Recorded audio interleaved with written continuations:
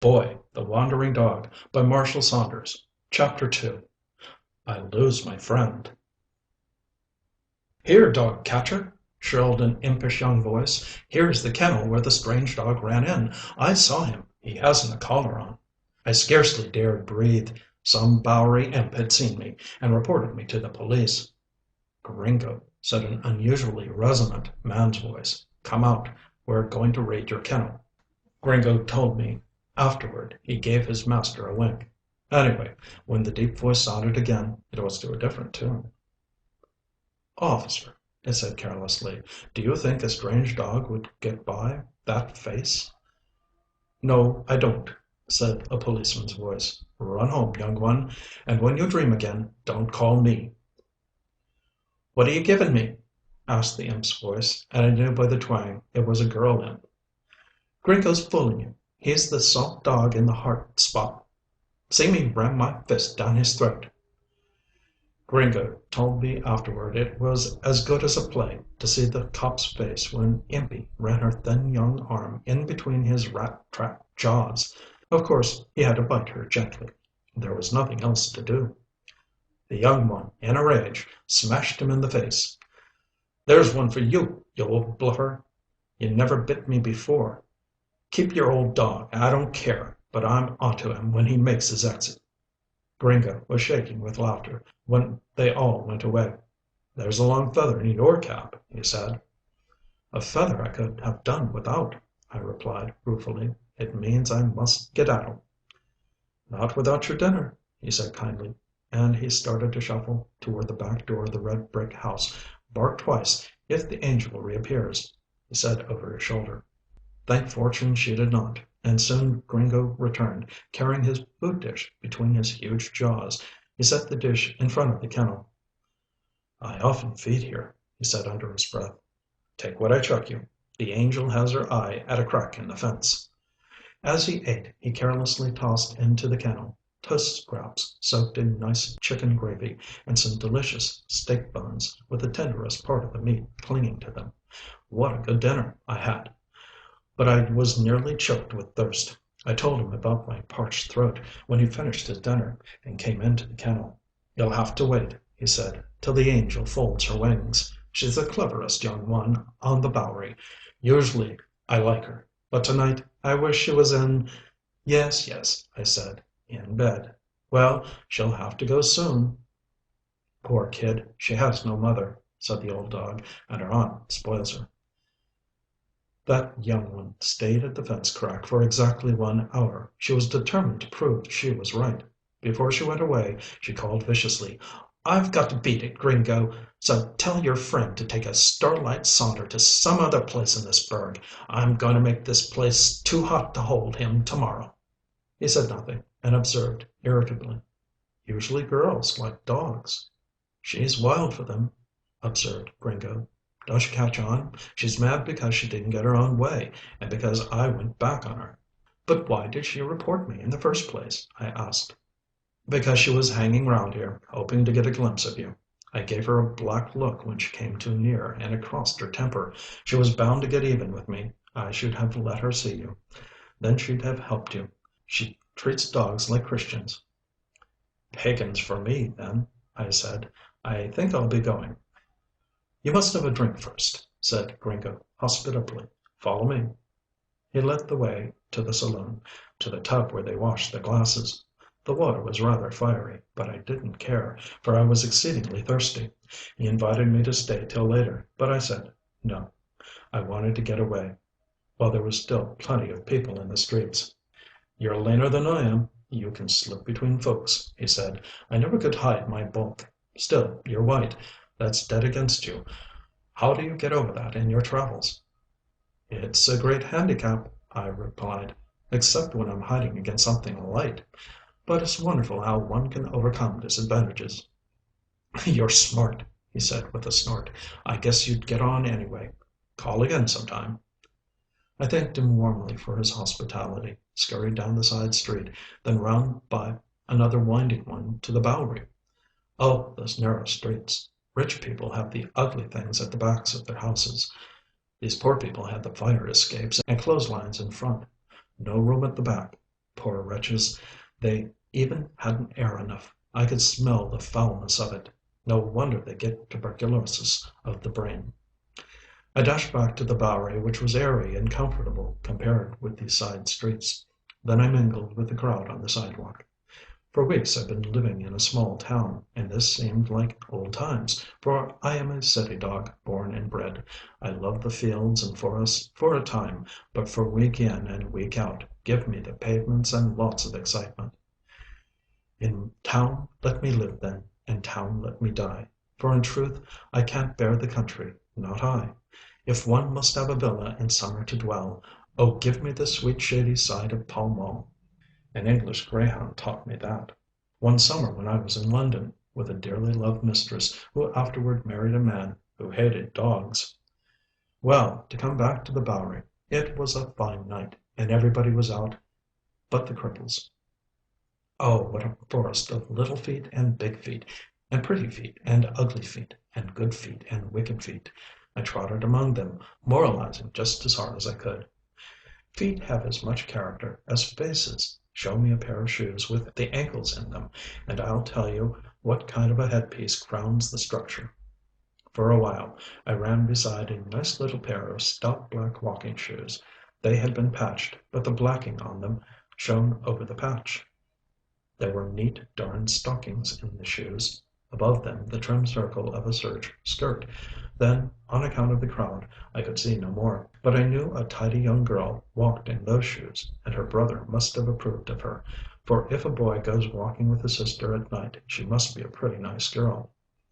They were going to a moving picture show, and were debating what they should buy for their sick mother with the 10 cents that would be left.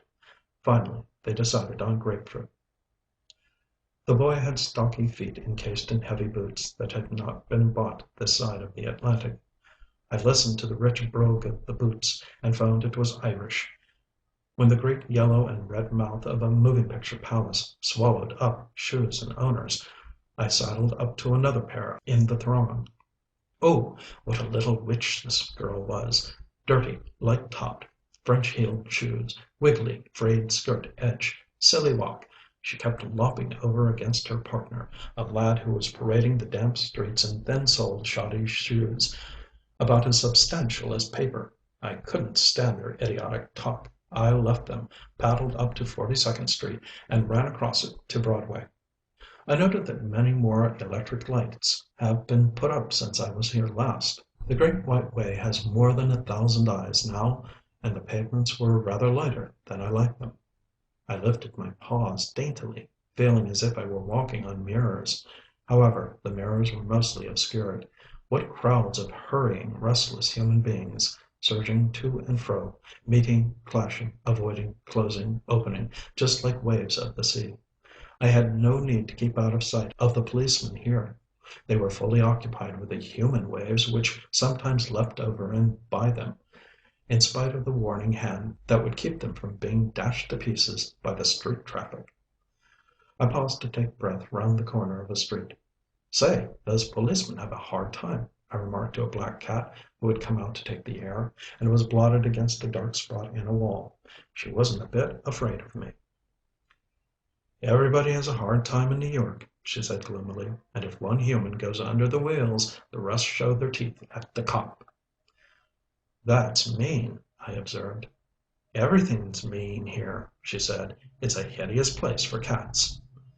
"I didn't know there were any cats on Broadway," I said. "There aren't many," she replied.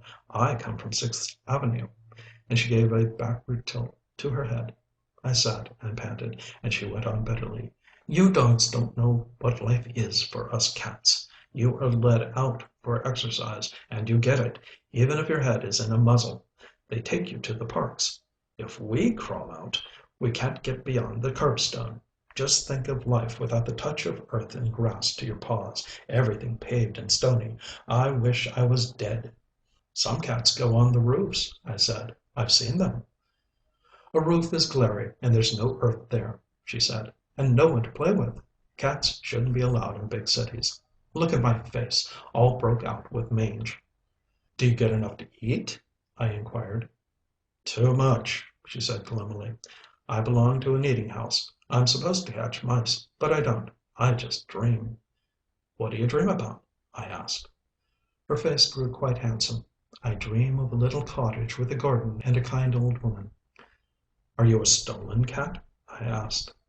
"Yes," she said miserably. "I come from Mount Vernon way. These folks here were automobiling a few weeks ago, and wanting a cat, stole me." "Why don't you run home?" I asked. "All that way? Up toward Harlem and the Bronx? I'm scared." "Look here," I said. "Tell me your address. Maybe some day I can do something for you." "The Lady Gay eating house," she said. "But there's precious little gaiety about it." "Cheer up," I said. "I haven't a home myself, and I've had lots of trouble, and I'm going to have more, but I never give up." "Where do you live?" she asked curiously.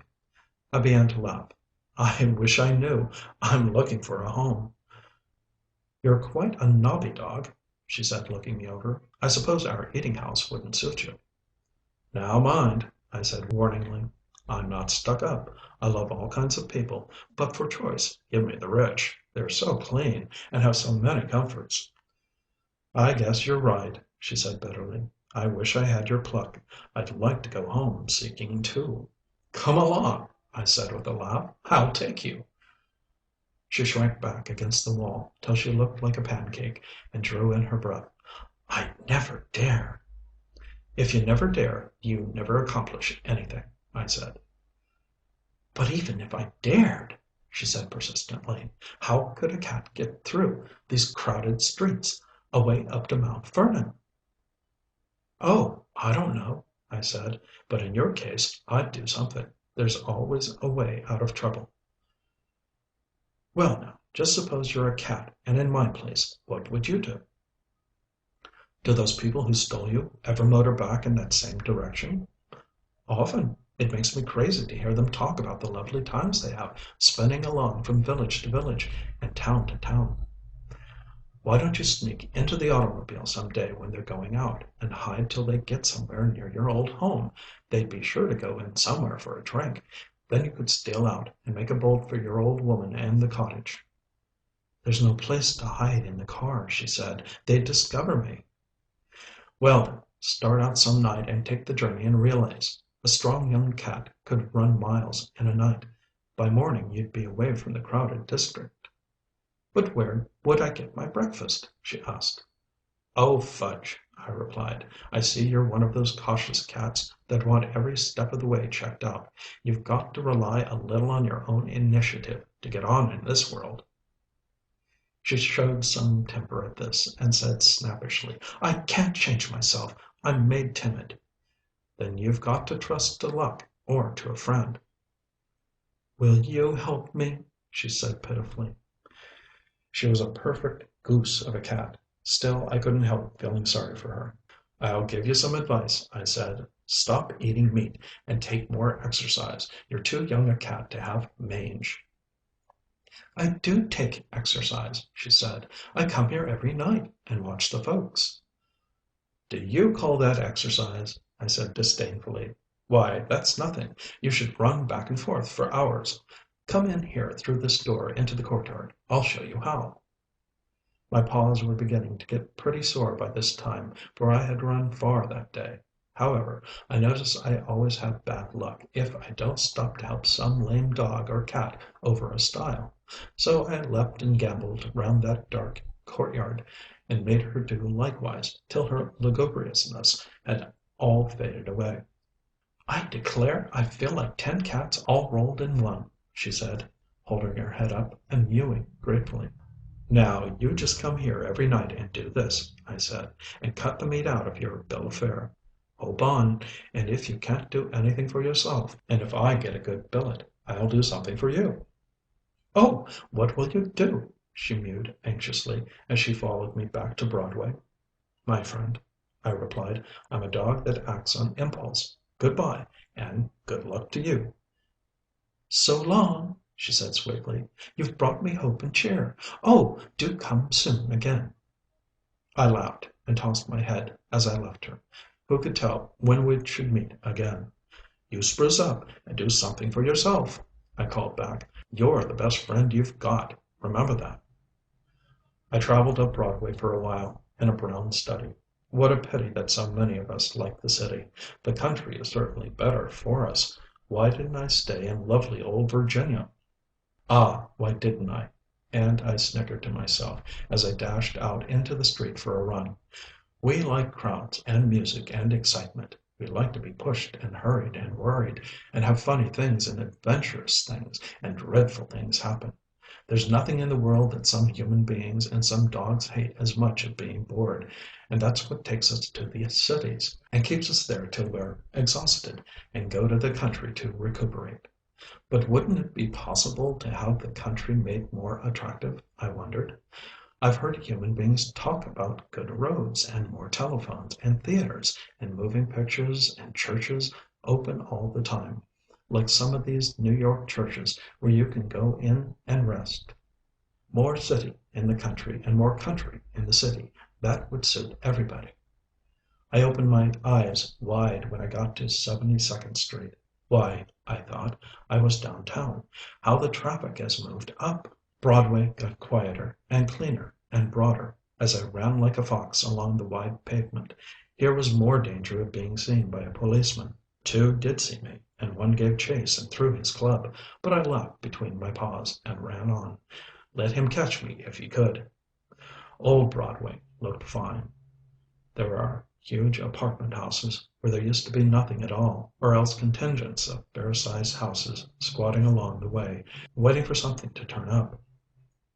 Now these skyscraping apartment houses have come in battalions, rearing their lofty heads with their rob-my-neighbor air. There's something powerfully mean about them, in spite of their good looks. The health commissioner had better get after them, for they steal air and light from all the little houses, and do more harm than we dogs do. At last I turned toward Riverside Drive. Ah, here was something I liked best of all. Plenty of air and light, and the grand old Hudson as sparkling and handsome as ever. I had to jump up on one of the iron seats to look at it, on account of the stone wall. I think a city river, flowing smoothly between houses full of pleasure or trouble, and flashing back their myriad lights, is one of the most soothing sights in the world. I love the Hudson, and the Thames, and the Seine, and many other rivers, and next to them I love the bays, but they are mostly too big to love. It's the little things that creep next us. Well, the Hudson looked all right outside, but I hear the fishes are giving it an awful name inside. In fact, no respectable fish now comes within miles of New York. Riverside Drive is grand with its fine houses and its breadth and open park spaces. I began to sing a little song to myself as I ran past the Soldiers and Sailors Monument. Who'll take poor doggy in for the night? I had struck the regular dog and baby district by this time. Both kinds of pets flourish on Riverside Drive. The babies had all gone to bed, but lots of little boy and girl dogs were taking the air. The most of them were led by maids or men-servants, and a few by their fond owners. Here and there one scampered about, trying to look gay and careless in spite of his sobering muzzle, which made me think of Gringo and his health commissioner.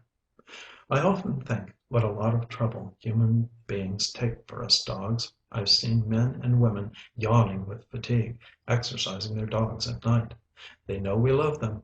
That is, some of them do. There's a powerful lot of dog affection wasted on owners who don't understand dogs and never take them out with them.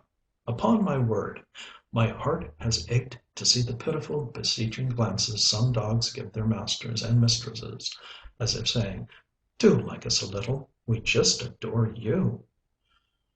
A sudden thought came to me as I stared at the various dogs disporting themselves on the drive.